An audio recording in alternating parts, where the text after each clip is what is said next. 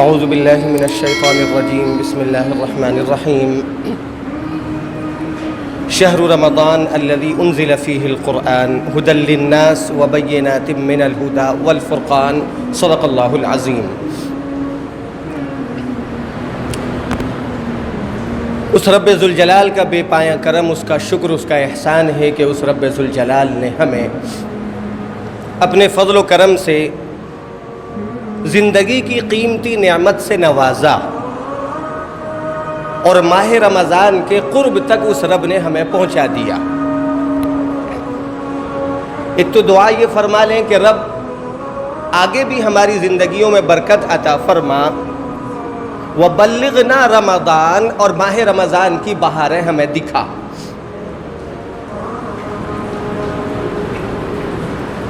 چونکہ اکثر و بیشتر ایسا بھی نظر آیا کہ بہت سے ساتھی ماہ رمضان کے انتظار میں ہیں، لیکن یہ سعادت میسر نہ ہو پائی، من و مٹی تلے آرام کرنے لگے۔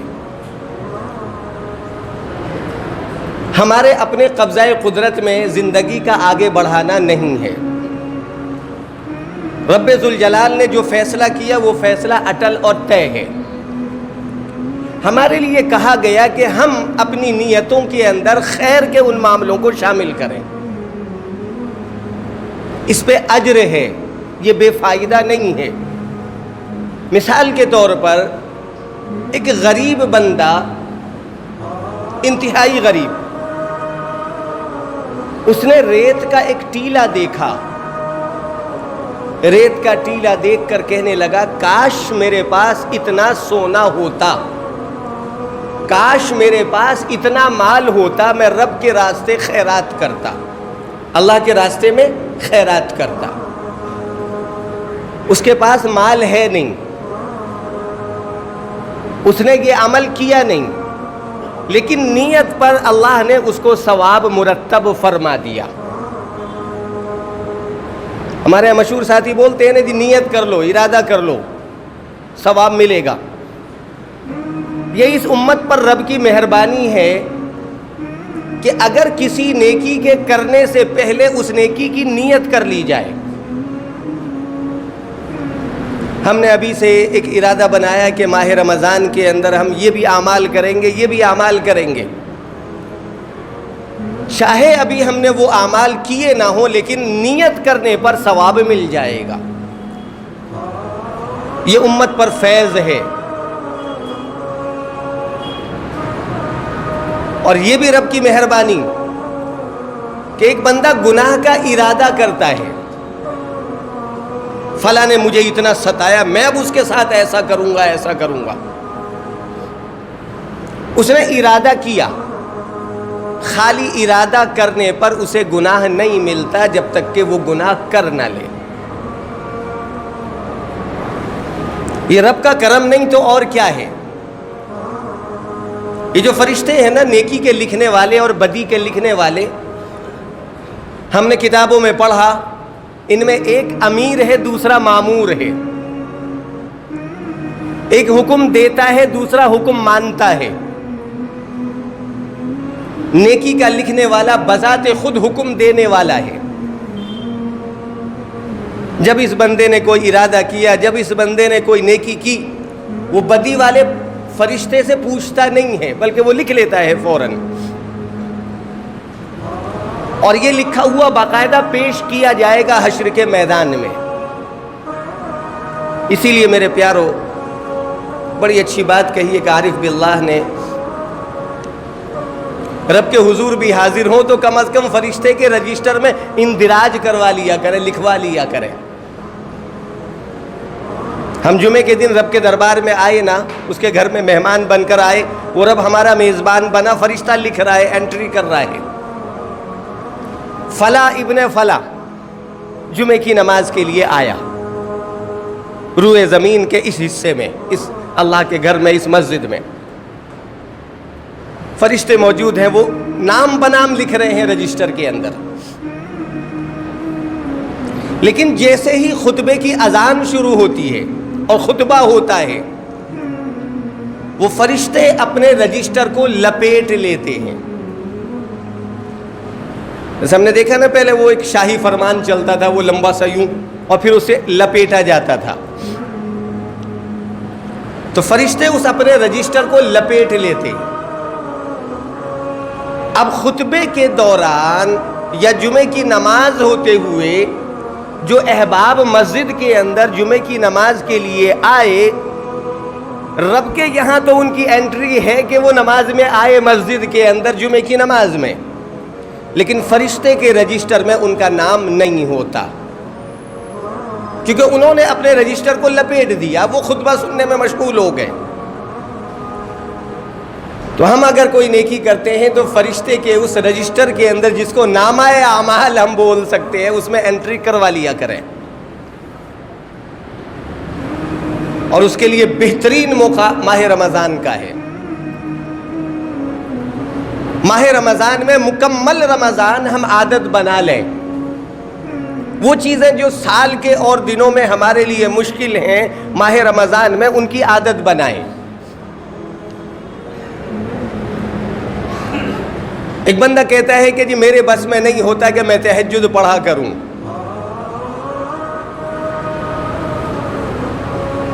بزرگوں نے کہا ماہ رمضان میں وہ پورے مہینے عادت بنا لے. ہم سحری کے لیے تو اٹھتے ہی ہے نا، بلکہ دلی کا ماحول ہے، اکثر و بیشتر احباب پوری رات جاگتے ہیں ماہ رمضان میں.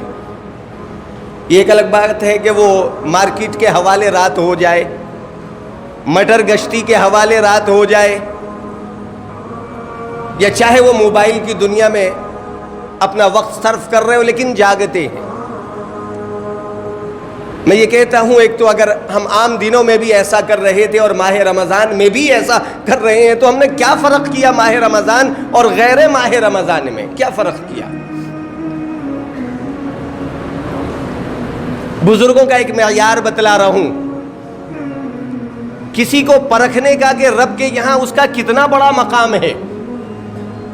بزرگوں کے یہاں ایک معیار یہ ہے کہ اس نے کتنے اپنی زندگی میں ماہ رمضان گزارے.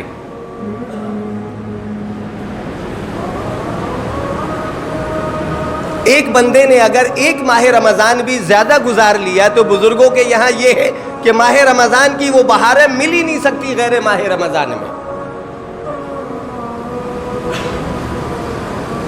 ہم ایک بڑا مشہور محاورہ بولتے ہیں، قطرے کو سمندر سے کیا نسبت؟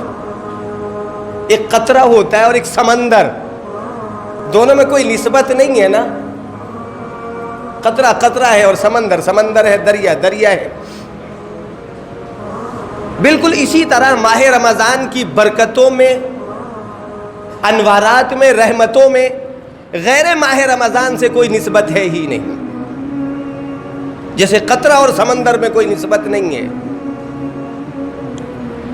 اس قدر رب کی طرف سے رحمتوں کا نزول ہوتا ہے، برکتوں کا، انوارات کا، غیر ماہ رمضان میں ہم اس کا تصور بھی نہیں کر سکتے.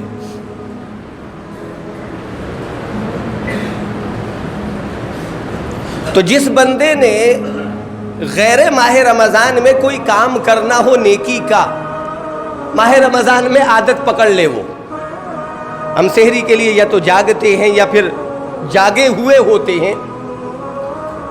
5-10 منٹ تھوڑی دیر کے لیے رب جتنا وقت میسر کر دے اپنے وقت کو فارغ کر لیں رب کے حضور کھڑے ہونے کے لیے.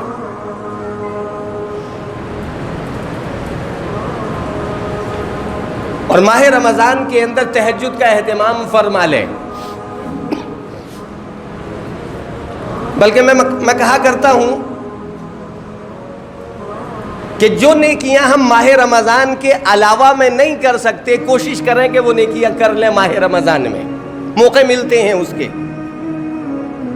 ایک موقع بتلاؤں جس کی طرف عوام کا عام طور سے ذہن بھی نہیں جاتا ہمارے اس ماحول میں.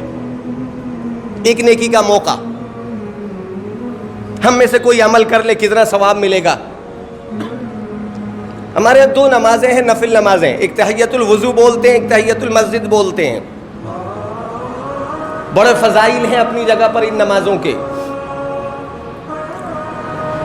اس وقت میں موضوع سے ہٹ کر بات نہیں کر رہا، بغیر تفصیل میں جائے صرف ایک گزارش کرنا چاہ رہا ہوں. جب رب موقع دے میسر کرے تحیۃ الوضو پڑھ لیا کریں. جب رب موقع دے میسر دے تحیۃ المسجد پڑھ لیا کریں. یہ مسجد کا ایک حق ہے.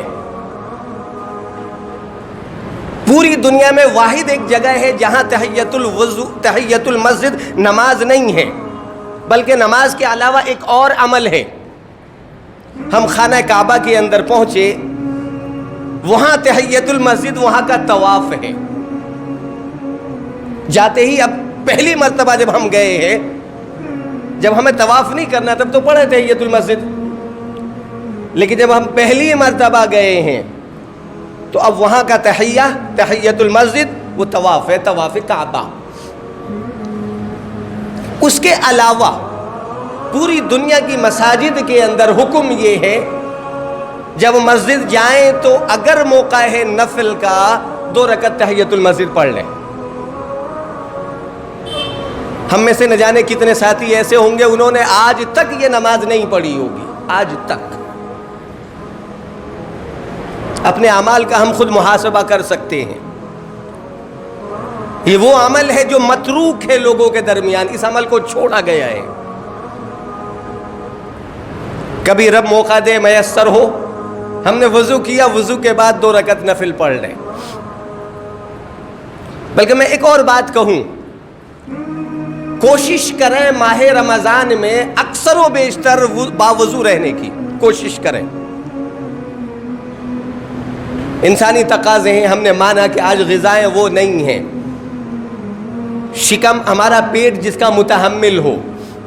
پہلے تو جو کی روٹی بھی آرام سے لوگ برداشت کرتے تھے، جو کی روٹی بھی معدہ مضبوط تھا. آج کسی کو جو کی روٹی دے دے رہے کہ جی وہ سنت ہے، ذرا عمل کر لو. جو کی روٹی بھی سنت ہے. پتہ چلا کہ صبح کو وہ لائن میں کھڑا نظر آ رہا ہے. پیٹ ہمارا متحمل نہیں ہوتا.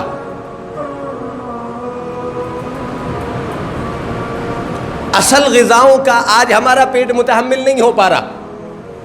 بہت سے ساتھی کہتے جی گاؤں میں گئے، اوریجنل دودھ مل گیا، ہمیں پیٹ بھر کر پی لیا، پیٹ چل گیا ہمارا. وہ ایک بار کی بات ہے، مدینہ المنورہ سے واپسی کا سفر تھا.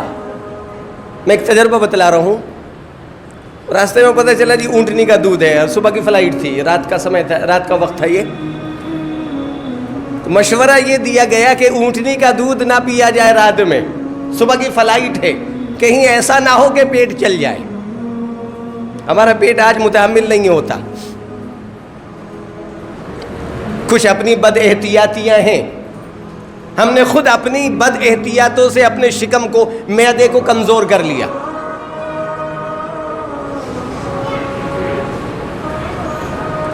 وہ کھڑے ہو کر گھٹا گھٹ ایک تو پانی پیتے ہی تھے، پیٹ کے اندر تیزاب بننے والا مادہ، وہ کولڈ ڈرنک، وہ کھڑے کھڑے ماہ رمضان میں بھی افطار پارٹی میں ڈکار رہے ہیں کھڑے کھڑے. منع کیا جاتا ہے نا کہ ماہ رمضان میں یہ آرٹیفیشل چیزیں نہ استعمال کریں، قدرتی چیز استعمال کریں. سنت ہی دیکھ لے، آقا علیہ الصلوۃ والسلام نے یا تو سادے پانی سے افطار کیا یا تر کھجور وغیرہ سے، کوئی میٹھی چیز. ہمارے معدے کے اندر وہ چیز لگتی ہے. مٹھاس کا اصل مادہ یہ ہے کہ جسم کے اجزاء کے اندر وہ شامل ہوتی ہے. پورے دن ہم بھوکے پیاسے ہیں، اب جو چیز گئی وہ میٹھی چیز گئی. ہمارے یہاں میٹھی چیز کی جگہ نمکین چیز جاتی ہے، وہ تلی ہوئی پکوڑیاں، وہ سموسے، وہ فلاں وہ فلاں. پھر کہتے جی ہمارا معدہ کمزور ہو گیا. خدا را ایک تو یہ بھی احتیاط کرے. رب سب کی زندگی میں برکت عطا فرمائے. ماہ رمضان کے ان بہار بھرے لمحات میں اپنے پیٹ کا ستیہ ناش نہ کریں. وہ چیزیں استعمال کریں جو پیٹ کے لیے ہاضم ہوں، پیٹ کے لیے مفید ہوں. جب ہم کھڑے ہو کر پانی پیتے، گھٹا گھٹ کرتے ہیں، تو ہمارے پیٹ کا نظام سارا درم برم ہو جاتا ہے. ڈائریکٹ پانی گرتا ہے پیٹ پر، معدے پر، ڈائریکٹ کھڑے ہو کر پینے میں. ہم اس چیز کو بھول گئے کہ چوس چوس کر پانی پینا چاہیے، گھونٹ گھونٹ کر کے. ایک بڑی اچھی مثال دے رہا ہوں. آپ نے اکثر علماء سے سنا ہوگا اور حدیث پاک کے اندر یہ جملہ ہے کہ جب کوئی بندہ پانی پیے تو پانی پینے میں برتن میں سانس نہ لے. برتن میں سانس لینے کو منع کیا گیا. ہم جس حساب سے پورا گلاس ڈکارتے ہیں اس میں سانس تھوڑی پھولے گا. پورا جگ بھی چڑھا لے تب بھی سانس نہیں پھولے گا. ہم نے گٹ گٹ سارا اتار لیا, سانس کاہے کو پھولے گا؟ کچھ محنت تھوڑی لگی ہمارے منہ سے, وقت تھوڑی لگا, وقت تھوڑی لگا. اسی کو اگر محنت کے ساتھ چوس کر پانی پیا جاتا, آپ دیکھنا ذرا ایسا کر کے, تھوڑی دیر میں لگے گا سانس پھولنے لگا. برتن ہٹائے اور سانس لے لیں تب محسوس ہوگا, ورنہ عام طور سے پتہ ہی نہیں چلے گا کہ سانس بھی پھولتا ہے کیا, پانی پینے میں سانس لینے کی ضرورت پڑتی ہے کیا, پتہ ہی نہیں چلے گا ایسے.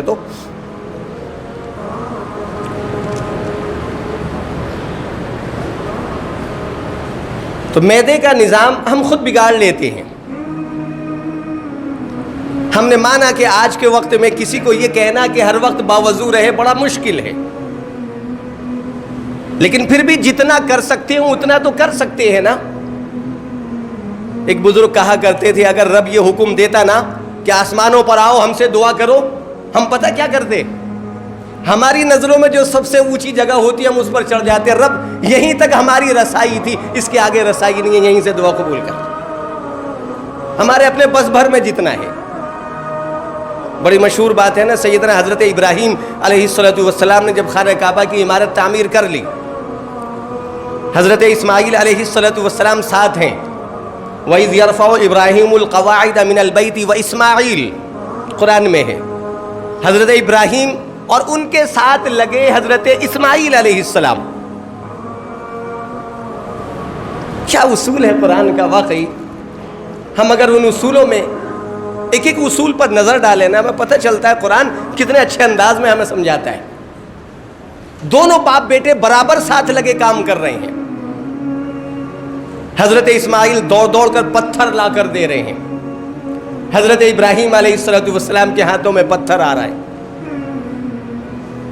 محنت کر رہے ہیں حضرت اسماعیل علیہ السلام بھی. رب نے یہ نہیں کہا ابراہیم و اسماعیل دونوں نے مل کر کعبہ بنایا, یہ نہیں کہا رب نے. دونوں نے مل کر دیواریں اٹھائیں, رب نے یہ نہیں کہا. حضرت ابراہیم دیوار اٹھا رہے تھے کعبے کی.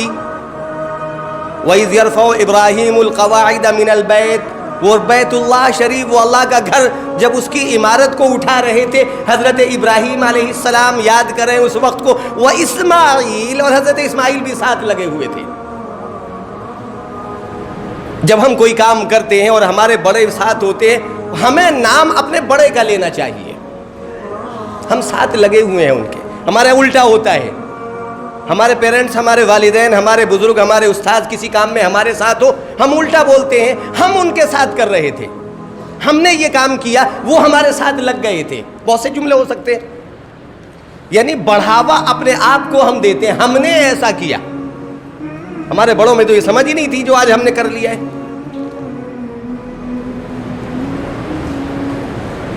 شجر سے اگر ٹہنی علیحدہ ہو جائے, پتے علیحدہ ہو جائیں تو وہ پتے سوکھ جایا کرتے ہیں, وہ ٹہنی سوکھ جاتی ہے. ہم اپنے بلبوتے پر اچھے اعمال کے لیے صرف اپنے آپ کو آگے نہ بڑھائیں, اپنے بڑوں کے ساتھ اپنے آپ کو شامل کریں. یہ قرآن نے اصول دیا ہمیں. خانہ کعبہ جب بن گیا, عمارت بن گئی, رب نے کہا ابراہیم اعلان کر دیں, اذن فی الناس بالحج یاتوک رجالا وعلی کل ضامر یاتین من کل فج عمیق.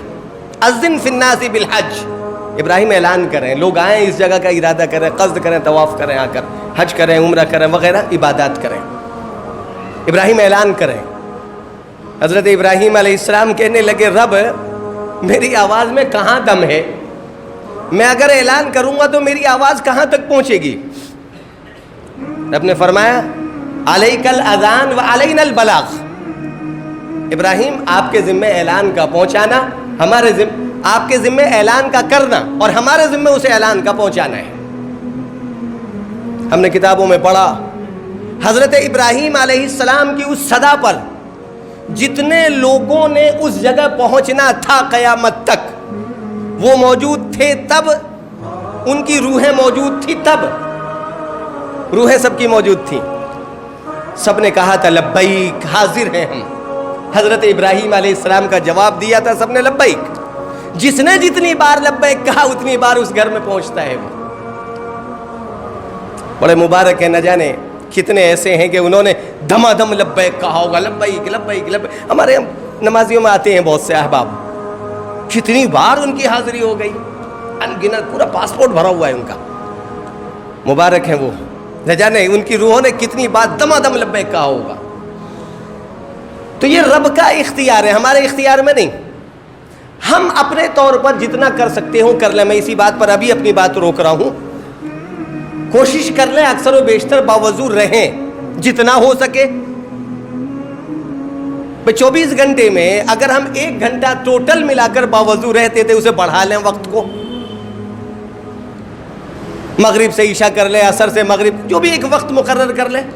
2-4 گھنٹے ہم کوشش کریں گے باوضو رہیں گے. بزرگوں نے لکھا ہے جس نے عادت بنا لی نا اکثر و بیشتر باوضو رہنے کی، رب اس کی روزی میں برکت عطا فرما دیتا ہے. بڑا اچھا عمل، آسان عمل.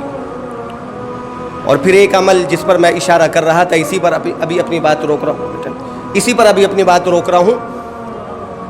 تحیت المسجد کا جب موقع مل جائے، ہم مسجد کے اندر آ کر بیٹھ گئے، کوئی عمل نہیں کر رہے، بیٹھنے سے پہلے 2 رکعت پڑھ لیں.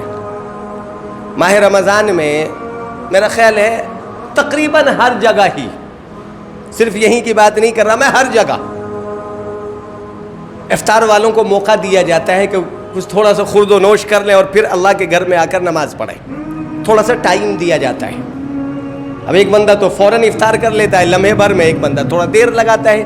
سب کی رعایت کرنی پڑتی ہے، تھوڑا وقت دینا پڑتا ہے. اب ایک بندہ جو پہلے سے آ کر بیٹھ گیا، اس نے دیکھا 5 منٹ نماز میں ٹائم ہے، کیا وہ تحیت المسجد نہیں پڑھ سکتا؟ ماہ رمضان کا تو ایک لمحہ وہ ہے جس میں عبادت کرنی چاہیے ہمیں، کوئی لمحہ خالی نہ گزر جائے. اور ماہ رمضان کا نفل فرض کے برابر ہے ثواب میں. تو ایک تو یہ عمل جو متروک ہے ہمارے درمیان، ہمارے یہاں ہم نے بہت سے علاقوں میں دیکھا، سعودی وغیرہ میں یا جہاں ماحول ہے پڑھتے ہیں وہ لوگ. ہم بھی کوشش کر لیں، پڑھ لیا کریں. تہجد کی ایک عادت بنا لیں. جس نے ماہ رمضان پورا مہینہ ایسا گزارا کہ تہجد کا اہتمام رکھا، پورے سال اگر وہ چاہے گا تو رب اس کے لیے تہجد کا پڑھنا آسان فرما دے گا. یہ ماہ رمضان کی آمد ہے، ماہ شعبان کے بالکل آخری لمحات ہیں یہ. ان میں بھی وہی قیمت ہے، وہی برکت ہے، وہی انوارات ہیں جو ماہ رمضان کی شروعات میں انوارات و برکتیں ہیں. جتنا قریب وقت جائے گا ماہ رمضان کے اتنی ہی برکتوں میں اضافہ ہوگا. خدا کے لیے یہ آخری گزارش، کوشش کریں ہم اگر خطائیں کر رہے تھے، ہم اگر گناہ کر رہے تھے، اس سے اجتناب کرنے کی، پرہیز کرنے کی، بچنے کی کوشش کریں. پھر ماہ رمضان کا جو پہلا عشرہ آئے گا، اولھا رحمہ، پھر رب کی طرف سے رحمتوں کا مکمل جو احاطہ ہوگا، ہم کچھ نہ کچھ اس احاطے کے اندر شامل ہو پائیں گے. اللہ کہنے سننے سے زیادہ ہمیں عمل کی توفیق عطا فرمائے. وما علینا الا البلاغ.